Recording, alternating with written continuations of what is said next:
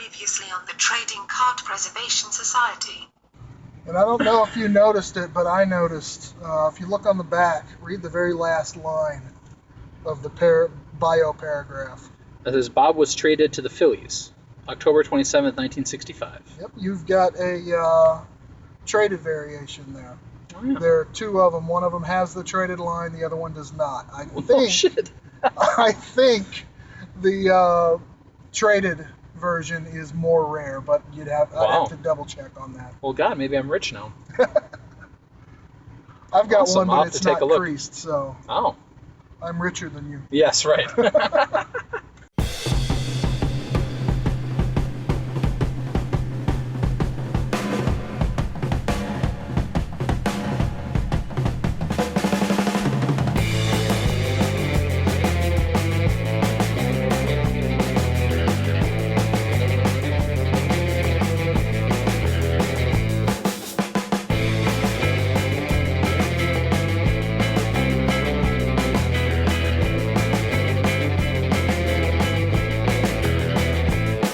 Okay, I call this meeting of the Trading Card Preservation Society to order. Today we have Dave, the cardboard junkie from cardjunk.blogspot.com. Hello. And at cardjunk on Twitter. And I'm Matt F. from heartbreakingcards.com. And I'm _ Matt F. on Twitter, at _ Matt F. I'm thinking about changing that. We'll see. I don't know. Okay, so I jokingly said this is collectors in cars talking about cards, right? Yeah. We are at the Roswell, Georgia card show and putting together another podcast. And this show I guess it's about the same size as the last one. Right? A little bigger, smaller. A little smaller, yeah? I guess so, yeah. A little smaller, a little slightly different vendors. Some vendors are the same overall. But this is like, as I said, well, I guess first we should mention we saw, shout out to Tony of Off Hiatus Cards, who is our, in the big three triumvirate of card bloggers in the Atlanta area. He's the third member, and so we met him at the card show. He was searching for brewers frantically and all things Milwaukee. And actually tipped me off to a nice quarter box pickup that we'll talk about in our first segment. Yeah, so this, all the three of us, we didn't go to the National, clearly, because it's Sunday here and we're in Atlanta. So, but this is like, I guess, our National, and yes. We're all sort of jealous of everyone who got to go, I guess you would say, and we can't go this week you have to go buy some sort of card this week. It's like a national mandate. You have to, on National Card Show week, you have to buy something. So we all hit the card show today. So what was yours? Yours was a 68 quarter box. I hit the quarter box and dime box, and 15 for $1 box is pretty hard. School starts tomorrow, so we had to buy a bunch of school supplies, so money's a little tight right now. But the pick of the show for me was the Bird Belters subset card from 1968 Topps. With Frank Robinson and Brooks Robinson. Card number 530. It's got a gigantic crease up in the top right corner, and it's beautiful. 68 Topps is one of those sets that isn't that popular due to the crazy burlap design, but I think I've always thought it looked pretty distinctive, if anything else. And you got to love two Hall of Famers on one card it turned out to be 20 cents, so can't beat that with a stick. Also picked up a Hal McRae rookie and Bill Mazeroski 68 from that same box. Yeah, I'll take photos of these and post them on the blog so you can see what the hell we're talking about. Yeah. You can't picture it in your mind. Mine, I bought a lot of stuff for future trades, so some of it isn't really for my PC, but my what I'm sort of looking forward to, and I'll do a post on my blog about it, was these 94 tops rack packs, which they guarantee you 5 tops gold cards. I basically bought them for the chance of getting something interesting on the gold cards. And then they say special black gold cards randomly inserted. So who knows? So we're going to see what 15 94s to 4 tops I get. I don't know what the big card is out of that set in my mind. This is Series 1, so it's really about 150 cards for $3, so that's pretty good.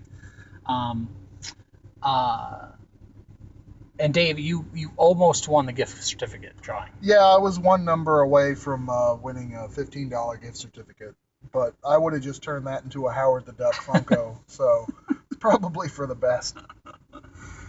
Oh man, it was the guy went around and handed out the tickets, so if you stood next to the person, you know who won, and so it was just the guy next to him happened to get the right ticket. So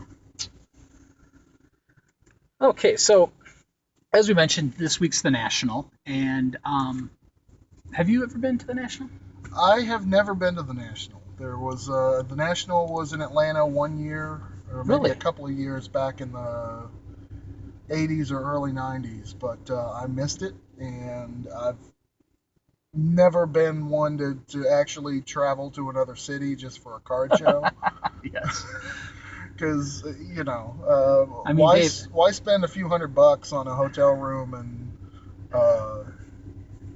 plane ticket or driving, and when that money can go to cards? That's my philosophy on it. Well, it's like you just mentioned you've got your priorities sort of, out of whack already with school supplies over cards, Exactly. So, but main point of what I'm trying to say here is that for you here in Atlanta, it's like, who needs the National, to be honest with you? I've been to the National twice, only to the Chicago location, where it is this year. So I would have been, if I had made it this year, it would have been like the last 3 that were in Chicago. Every time I was able to go I was up with family or visiting home in Wisconsin and Minnesota. So it wasn't that bad a drive, so I didn't have to really do airfare. It was just a car drive. So I mean, and at the time where I lived, there was no card show scene at all. I mean, this is when I lived in Kansas, outside of Kansas City, in Lawrence, Kansas. There was nothing. I mean, there was there's a show every quarter of the year, so for a year. And it was at a giant mall, and it was like you'd have no clue that there was anything there. And so it was sort of like going to the National was like going to like the best card show you could possibly go to, and that sort of made up for not having anything where you actually live. And so, but now since moving to Atlanta, it's like I have to like actually not go to card shows because like I've looked at everything. You know what I mean? Like there's like typically 3 a month. Yeah, usually but more, 3 a month. But more, there's like some shows will be like sort of independent from this sort of group, right? There'll be smaller shows or occasionally. The problem is Atlanta has gotten a bad reputation for larger card shows because the last 2 or 3 of them they had were kind of disasters. And I'm talking about a 2-3 day show with a large autograph stable. Yeah, lots of guests. Probably an area that's 4 times the size of the conference room we were just in, all full of tables. The last 2 I went to, I think it was in 2013 and then maybe 2010 or 2011. The last 2 were just abject disasters. Not much traffic as far, and this is coming from the dealers that I spoke with. And I went Sunday both times simply because I had Sundays off. Mm-hmm. And those days aren't usually great anyway. Those are the bargain days. But according from what I heard from a lot of the dealers. I mean, especially the last one that happened in 2013 or 2014. It didn't go well at all. No. Nobody sold anything. Everybody that showed up was there simply for the autographs, did not care about anything else, and there was a lot of griping going on the last day. I had a great time because I found a dude with who was blowing everything out for a quarter. Yeah. And he got pretty much most of my money. Yeah. Normally the plan is to walk around the show once and see what everyone had and then go blow all your money at one table, but this was like the third table I was at, and as soon as I found out that everything was a quarter, it's like, nope, I don't need to go anywhere else. And this is stuff like 64 Topps Giants and a lot of oddball stuff that you wouldn't see normally. So yeah, I mean the stuff that's here sometimes it's too good. Like there just isn't. I would say, not that every collector's like you or I, that we just go through the dime boxes or the quarter boxes or the dollar relics or whatever, the 3 for $10 relics. But it's like I can't imagine the sellers that come here with their graded vintage cards that are worth hundreds of dollars and then are upset that they don't sell them. Like, I can't imagine. This is not where you would sell that card. Like, you need to sell that card online because you're going to have a million more eyes.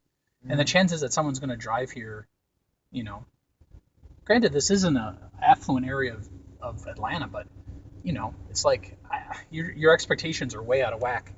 And to me, the most successful people that are there every time are the people with the discount vintage, the dime boxes, Yeah, this is a good show for bottom feeders. Yeah. lots of the bargains, catfish, yeah. lots of dime boxes, but I do see a lot of high-end stuff sell every once in a while. It's not a gold mine.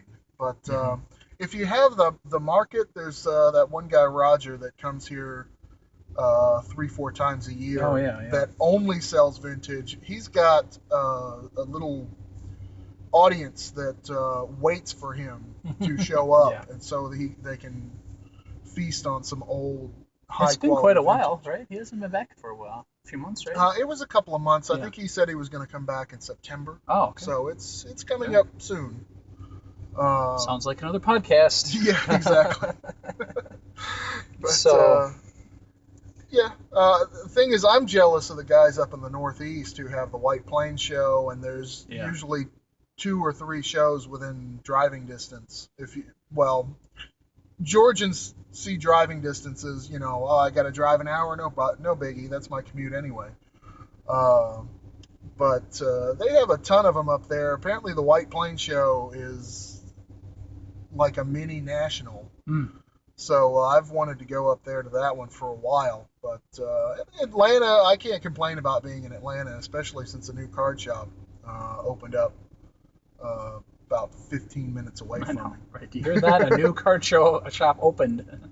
And next year, I think, is Atlantic City for the actual national, which isn't that. I mean, it's a drive still, but it's a drive. It's not easier than Chicago. A better drive, and I think Baltimore gets it every once in a while. The National dominates this week, but also people are ripping and loving Allen and Ginter. A couple odd things have appeared, and when they open all these cards. Some weird stamping issues, some weird cards inserted into those, cards frame, the framing cards where the outside of the frame doesn't really match what the card is. If you don't follow Brent and Becca, I think that's at Brent and Becca, right? On Twitter. He rips so much Allen and Ginter, like 30 or 40 cases of it. And so follow him if you want to see some of these weird oddballs that he's found. Now, you've actually purchased some. Yeah, I've got a small handful of hobby packs and rack packs. at Champion Sports Cards. They basically had them 4 packs for something. I don't know, 15, 16. Picked out the last 4 packs in the box. Ended up with 2 relics, surprisingly. One Really? one normal full-size relic of Starlin Castro and a 10th anniversary sideways full-size relic of Gabe Kapler. Which the thing is, I actually collect the framed relics, so I've got these 2. But still, last 4 packs that nobody else wanted, I pulled 2 hits out of, which was nice. And plus, I used up all my 50-cent off home run winner cards from Top Series 1. Those expired, I think, 2 days ago, so I used up all the ones I pulled to buy racks. So, and I think I got it. Yeah, oh yes, I did get another relic out of that one, but that one's going to actually go up in a blog post, one of my rare blog posts now. But we'll talk about it later. But yeah, I like the set this year. I thought I would be unnerved by the multicolored borders, but they actually kind of look pretty good. I'm interested in seeing what it all looks like when it gets paged out, because there doesn't seem to be any rhyme or reason to the different colors. Yeah, a larger pattern? Yeah, I don't think so. Yeah, because I mean, Mets had a green border on one and I guess it was a bronze border on another, and Pirates had a blue border, and just all kinds of, it's definitely not color-coded. But they all look good, and I thought it would be a little jarring, but no problems with it. I actually kind of like it. Did you pull anything you needed or wanted, I guess, is the... The relic I got from the rack pack is kind of like the relic I pulled from the blaster box that I wrote about last year. Kevin Smith, right? Yeah. Yeah, it was one of those. I looked through the relic checklist before it came out and picked out 5 or 6 of them. Like, ooh, I'd like that one. Yeah. And one of those on my list was out of the first rack pack I pulled. So, happy about that. And the inserts, there really aren't any insert sets that I don't like. They all look kind of cool, at least the ones I pulled so far. The only one I can't see myself collecting is the First Ladies one, simply because there's a lot of them, and I'm not that interested, so I'll probably end up trading all those to you. Send them my way. But, yeah, they all look pretty good. I mean, the only complaint I could say is there's too many parallels, but you're other than the black border and the Allen and Ginter backs, I mean, you're not going to really see any of those ever. Yeah. But there's a lot of stuff in there, but the base set and mini cards and inserts, all of those, I mean, if you just focus on those, it seems like a nice set, and it reminds me of the earlier Ginter sets before there was so much stuff in it. So I'm pretty happy with it. Are you gonna buy more wax, or are you onto the dime boxes? No, I usually buy a bunch of wax until I get about, I don't know, 75-80%. Oh, really? Done. That high, huh? Yeah, wow. Because the thing is, I'm collecting the inserts too. Yeah, sure. And minis all go towards my Franken set, so yeah, there's always something in there. Mm-hmm. And if you count the 100-card player insert set and then the non-sport insert sets, that's another 270 cards. So if you count all those, you're looking at a little over 500 cards. So you can buy a lot of wax before you start really getting the doubles. And also something funky is going on with the short prints this year. I'm not sure if they're actually short printed or not. I know in the Topps Q&A, at the National, they said that there was some kind of weird production thing that happened with Ginter, and they were going to announce that, I think, this week or next week. So, but just from anecdotal evidence of a small handful of packs, short prints don't appear to be short printed.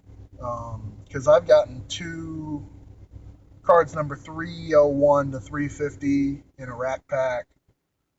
It seems like every pack has at least one. I remember, Suze from Topps said that there's no short prints. So there is no short prints. Okay. Yeah, because I wasn't sure if it was no short prints or if they skipped printed the short prints like they did in 2006, 2007. It's like, is it adding value or are we taking away value?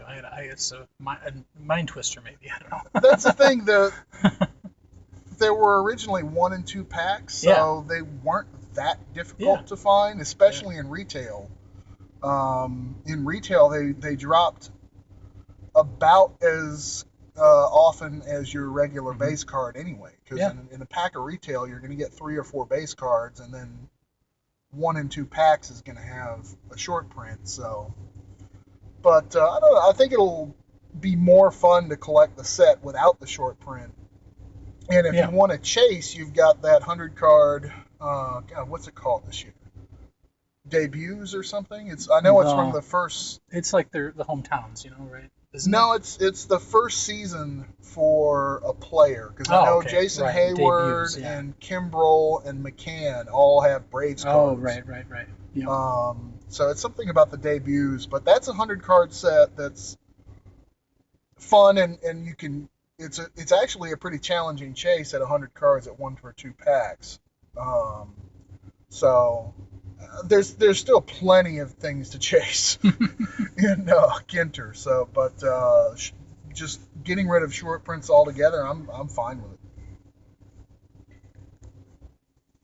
Okay, so let's do some pop culture stuff. So a few weeks ago, a few weeks I guess it's been. We're both XFiles fans, and they announced, they released a short little teaser, 15 seconds, which, gives us mainly the idea that Gillian Anderson's hair is no longer the same color. Now it's blonde. And there's a lot of flashlight work.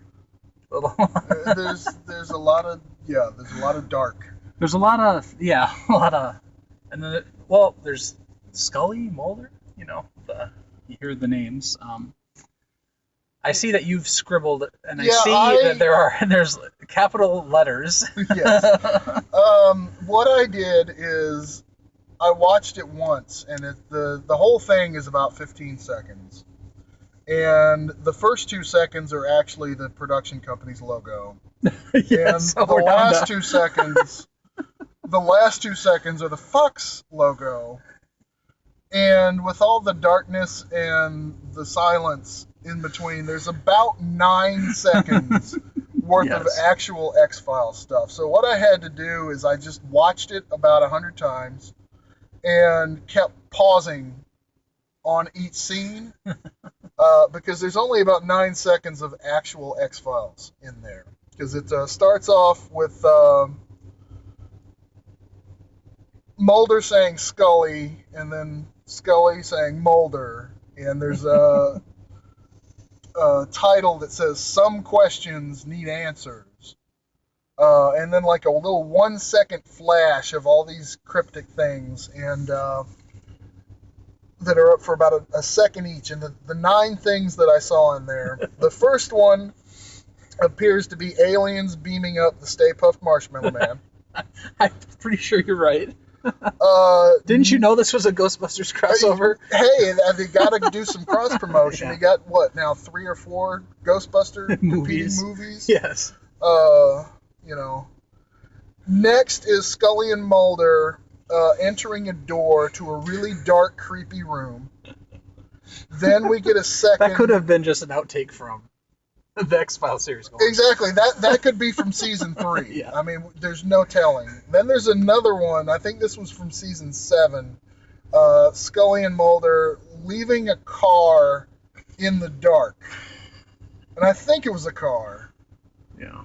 I mean, there was it something the behind Pacific them, but it was Northwest? really Yes. dark.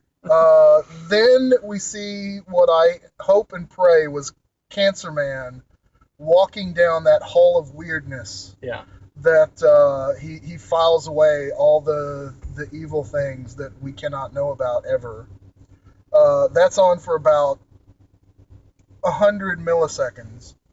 And it better be Cancer Man, is all I have to say. That was the capitalized Yes, that's the note screaming where part. Yes. I was flipping out. Then we got Scully and Mulder running for their lives. Scully and Mulder hugging while Scully looks really sad. Then we have one of those funky camera things where the camera's kind of swirling around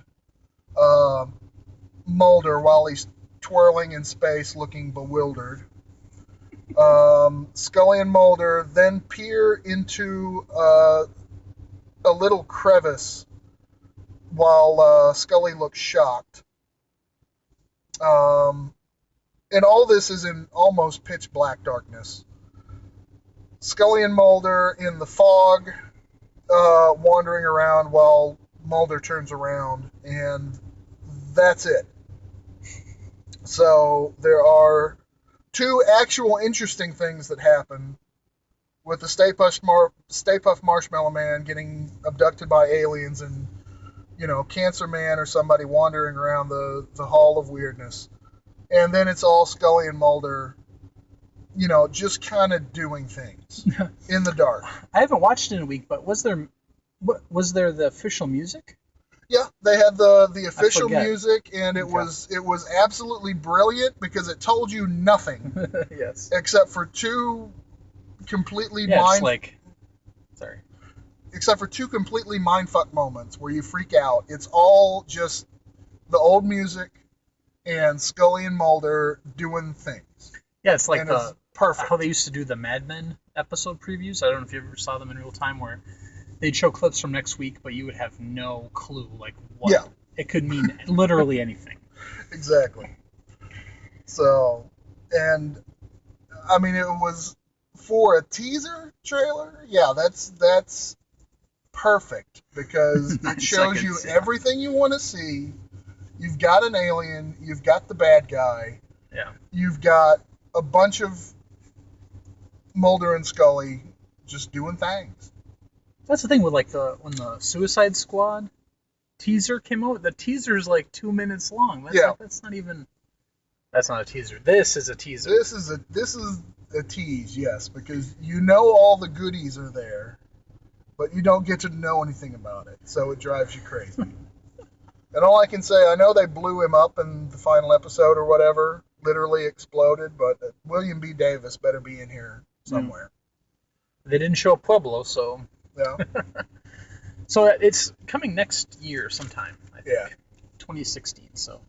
now this next one, you didn't...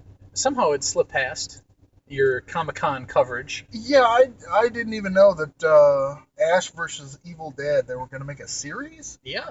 It's coming to... coming to Stars? Stars, so, I didn't know you don't have Stars did series. I thought they just showed old movies. Stars they're getting some momentum. They got that show. I don't know why I'm even asking you if you've seen Outlander, but Outlander is a time traveling sort of sci-fi romance sort of story. Nice. My wife loves it. But Ash and Evil Dead is a limited series following Army of Darkness, and 20 years later. I think it's actually maybe real time since the end of that movie. It's been 20 years later or 25 years later. Because that came out and early 90s. Yeah, so it's, Bruce Campbell, Ash is still working at a grocery store, and the Evil Dead are still after him. So it's an amazing trailer, and I've never really... It's sort of like everything I've seen online about it is sort of so excited about it, and that it's sort of like... I don't really know how many fans of Evil Dead and Army of Darkness were at the time that it all happened, but everyone seems to be one now. You know what I mean? Yeah. It's taken 25 years for everyone to rent that movie or download it. So, it seems to be universally praised as this is going to be so awesome, or like, how do I get stars? Yeah. You know, how do I subscribe to stars, or where will it Exactly. be, on Hulu or Amazon or Netflix eventually, or Yeah, because Evil Dead is really the quintessential cult movie. I mean, it came out as a low, no budget horror movie. They remade it when they got a little more money as Evil Dead 2. Uh, both of those are praised. And then Sam Raimi became more prominent, so he got to do Army of Darkness, which was well reviewed, if I remember correctly, and a lot of people went to it when it wasn't a blockbuster. And it's just, it's in that own little genre of comedy horror that, I mean, every horror movies are pretty mainstream right now. I mean, everyone loves The Walking Dead. Game of Thrones isn't technically horror; it's more horrible, but well, it's getting there. Maybe next season, yeah, full on horror, but vampires are real big, and horror is mainstream right now, but it's all like dark, deep horror. It's like Walking Dead is mostly, oh, this is my favorite character. Let's see how they're horribly killed. Yeah. It's all about having the feels and all the drama. This is goofy. I mean, and you could see that in the trailers. There's all these, there's zombies and monsters running around trying to kill you, but it's funny. And there's not a whole lot of that. I mean, there's Shaun of the Dead and maybe a few others, but I think that's a little niche that can be filled very well, by really the classic comedy horror. I'm a little scared of what it's going to be when Bruce Campbell isn't on screen, but then again, there might not be many scenes where he's not on screen. That's true. Like, what are the other actors going to carry it? Because I think the other actor is Pedro from Napoleon Dynamite. If I'm not mistaken. Yeah, I knew I kind of recognized him, but I didn't 100%. Hopefully, I'm right on that one. Maybe there'll be a correction in a future episode. Yeah. I think it's the same actor who was Pedro, 10 years later from Napoleon Dynamite, and then an actress I'm not familiar with, but who probably has, one of the funniest lines where they've actually spent, I don't know, half an hour making a cross out of a piece of wood for whoever they've killed. They giving him a Christian burial, and then they tell him that they're Jewish, and so it's sort of like, why did you just let me do this anyway? There's of course flying chainsaws that get attached to arms, and so I mean it hits all the right notes for fans of the series. Yeah, goofy, almost cartoonish violence. Yeah. Monsters running around with their heads twirling. So many one-liners. Yeah, one-liners all over the place. Chainsaws. It's, Yeah. And I'm glad to see a fun horror show come up instead of all the drama and everything serious and we're all gonna die. If you're gonna have a zombie apocalypse, have it be fun. Well, I mean, yeah. Don't get depressed. Yeah, right. What's the next topic? I forget already. We're just going to go into some quick hits.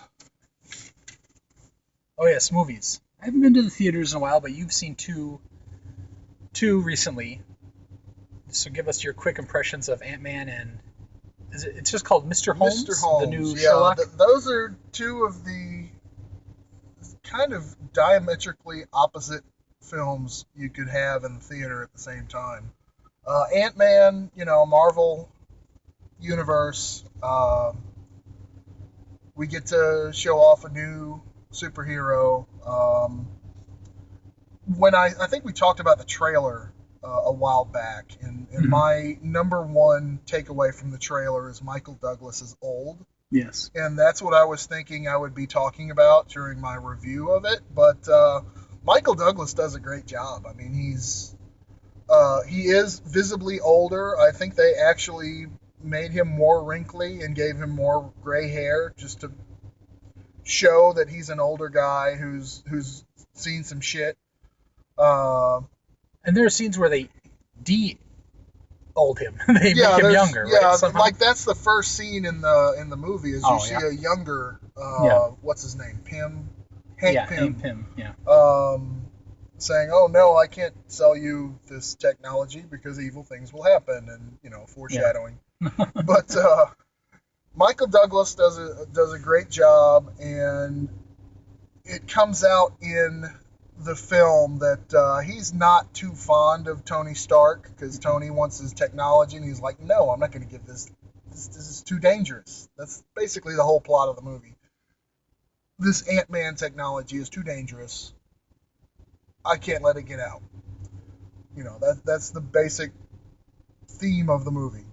And you can really see Michael Douglas as being a good foil to Tony Stark and having, the gravitas to stand up.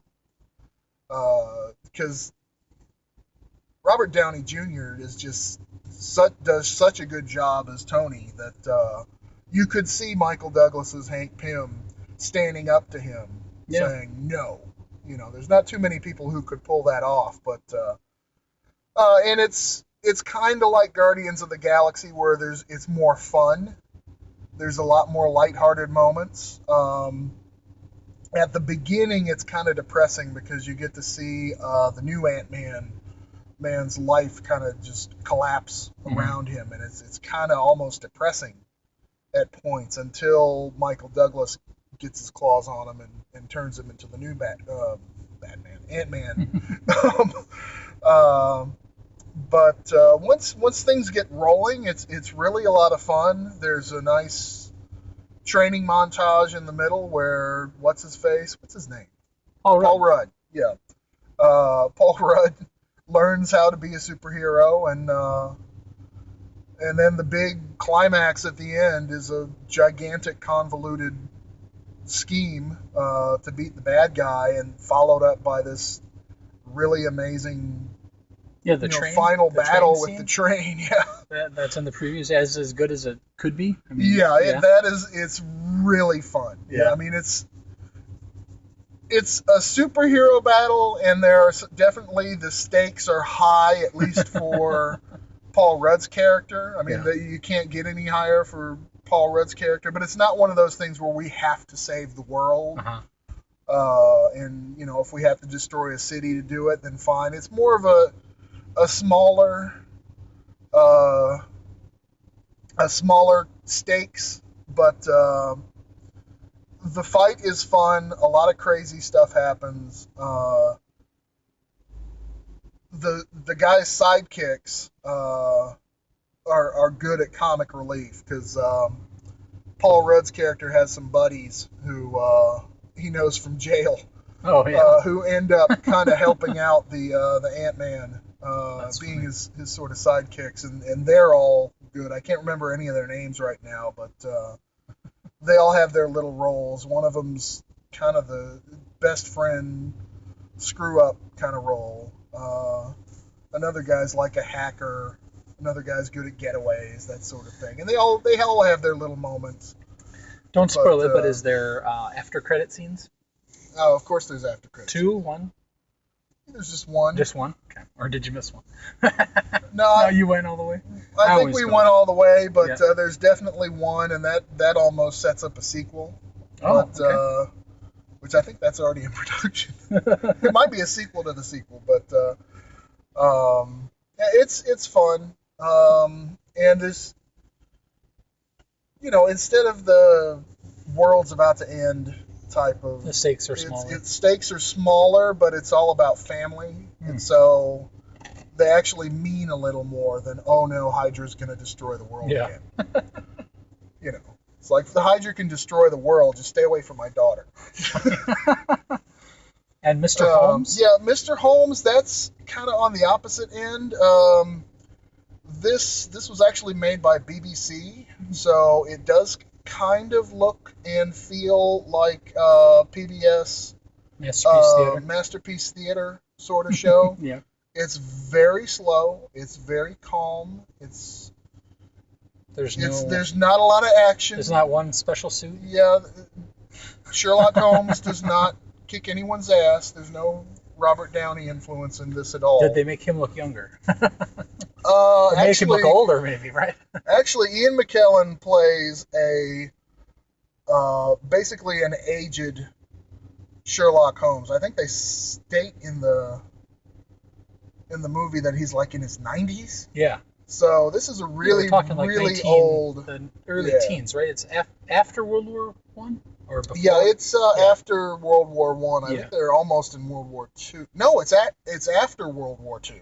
So, after World War Two. Oh, wow. Yeah, so... Jeez. Thinking that Sherlock Holmes started in the 1880s. I mean, this is 1947. Wow. That we're talking about here. So this is a really, really old Sherlock Holmes. Watson is long dead. He's living by himself out in the middle of nowhere in his little estate where he keeps bees. And it's a nice character study of this older,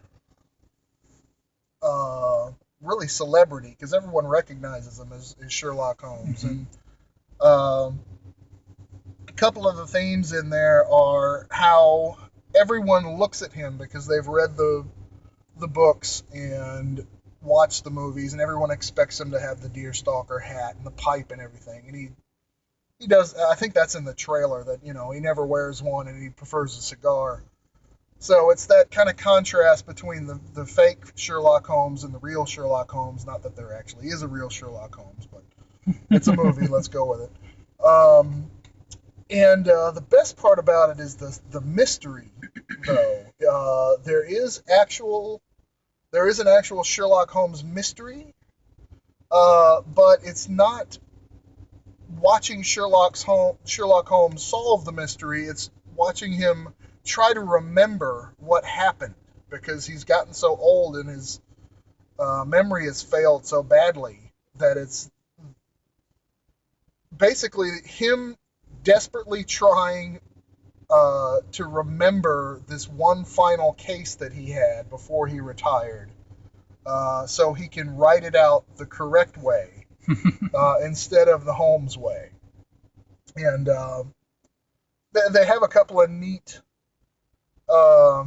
ways of showing this. For one, Sherlock goes into a movie that is based on Holmes' writings of this case he's trying to remember, and it's like a 40s Basil Rathbone, almost film noirish, and it's kind of almost comical watching Ian McKellen as the old Sherlock Holmes, watching this nonsense up on the screen, because there's an evil gypsy woman and everyone's overacting, and actually the Sherlock Holmes on the screen is the same actor who played young Sherlock Holmes in the TV series, so got a neat little callback to the whole Sherlock Holmes universe, speaking of cinematic universes. But it's definitely not an action-packed thriller, but it's more of a character study that's done very cleverly.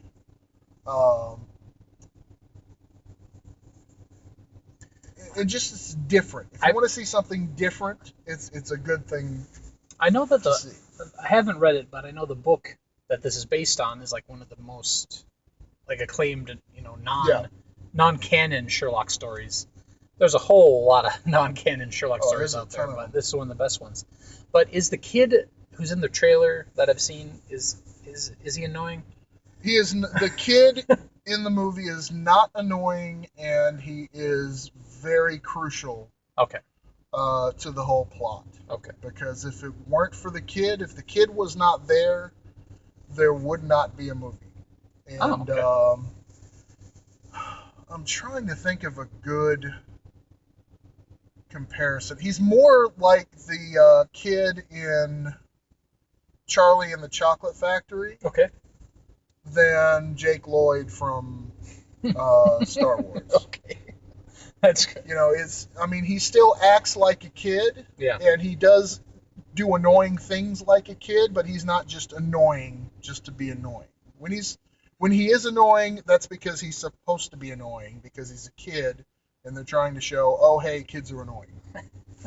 So kid does a good job. He's not overly distracting, and there is a critical plot point that the whole movie hangs on.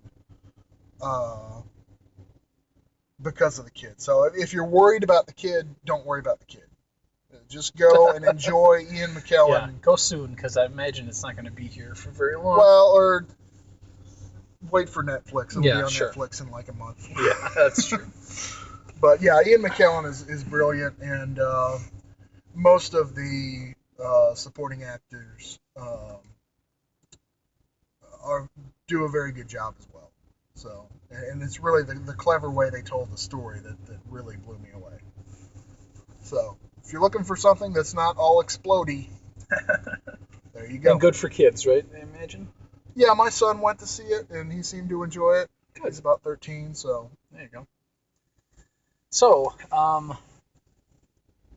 we're both Wilco fans, right? I think, and we had exciting news that they released a free album, which I don't really understand calling it Star Wars, other than just you'll to get troll some everybody.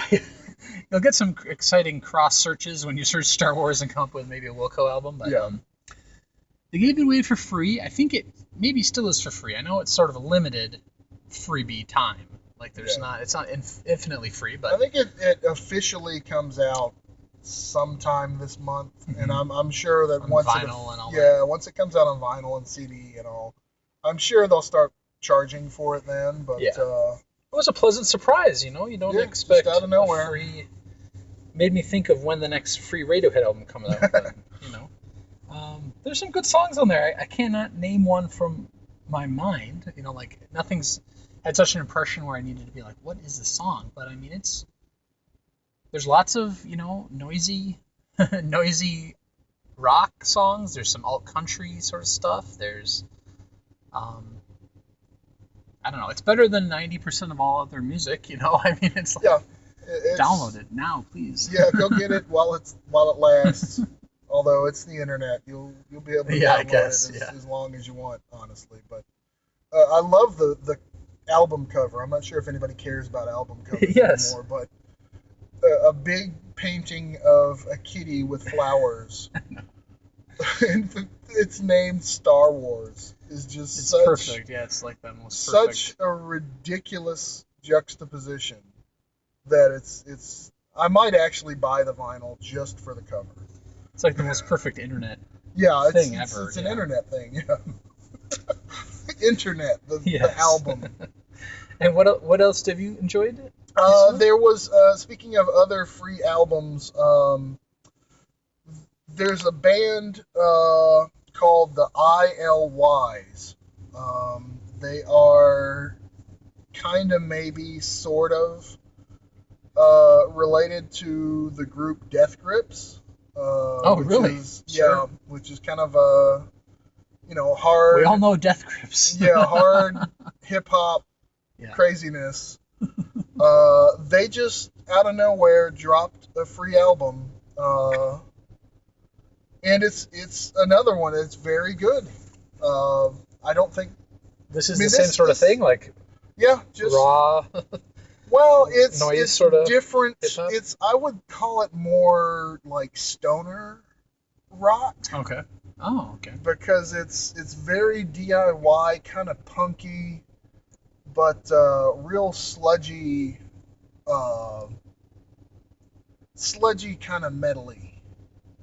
With some weird pop influence in there too. I'm not sure how to even describe it.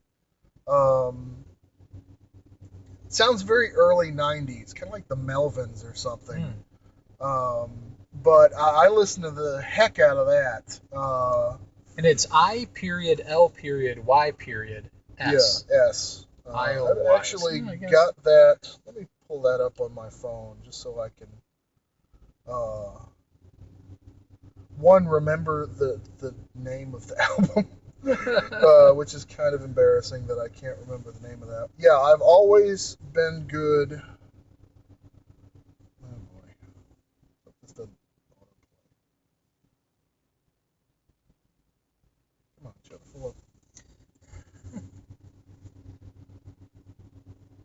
I can't see the. Whoops. There's a small. I've always been good at True Love by the Ilwise. And it's just noisy. Please describe the album cover, if you would. Yeah, the album cover is a watercolor painting of a blonde chick who may or may not be naked. And in various shades of tanning. Yeah. With a bunch of hands holding microphones. Oh, is that what those are? Oh. Yeah. Okay. A bunch of hands holding microphones. My thought was a little darker than that. But okay. Well, we know all about Death Grips covers. But then in the background, there's another naked chick who may or may not be alive or a zombie. Just kind of hovering over the whole scene. That's another one I'd like to buy just for the album cover. Right. But good tracks on there. If I can figure out how to get back to the album, I could tell you my favorite track. Well, All She Does Is Kill Shit is a very earwormy kind of song. Articulate, I'm Going So Far Into You. That's another one that gets you in your head and won't leave. Of course, the opening track is the sickest fuck of them all, which it's like a pop punk song almost. It's noisy and angry and loud, but it's almost got this bouncy pop feel to it. But I'm not sure if it's still free, but it was a free download for a while, and in many ways the opposite of Mr. Holmes. Yes. Yes, Ian McKellen, I don't think is listening to the Ilwise, but I'm not sure. He hangs around with Patrick Stewart. I can see Patrick Stewart listening to it. So that was our music to sort cards by. Yes. Segment. Is that it for today? I think that's it for today. I've babbled as much as I can babble. That's all you get today, Internet. Okay, so you're at CardJunk. I'm at _ Matt F. And you're at cardjunk.blogspot.com. Yes. And I'm at heartbreakingcards.com. And we have the show, the Trading Card Preservation Society Twitter feed for like when new episodes are released, things like that, updates when we do the YouTube videos. That's at Collect All Cards. And yeah, you can find the podcast on Libsyn. Just search Libsyn, Libsyn. Search Trading Card Preservation Society. You can find us on Stitcher, on iTunes. I can't really explain how it happened, but let's see, what are we? We're in August now, but July was our most downloaded month. Maybe it's just a matter of that we have so many episodes, so like if anyone starts listening, they download all of them, you know what I mean? Yes. So we have enough episodes to binge on now. Yeah, this is our 9th official episode, but we have probably 20 things to download. We've split it all up over time. So in the near future, you're going to get another episode of Dave's Decades for 1965. If you don't remember that, go back to 1955. It's a separate episode where Dave talks about the sort of like the status of cards, sort of overall, also all facets of trading card. Well, mainly baseball cards, right? Mostly baseball cards, yeah. But I'm talking about all cards. Yeah, so you get to know all the different variations of things. A very memorable segment was talking about cards with meat products. I know. Yes, all sorts of rare things, and so he does a new thing each decade. So next is 1965. Next is 1965, and then I'll probably do 1975, and if you're nice, I might do 85. Hell, I may eventually do 95. Who knows?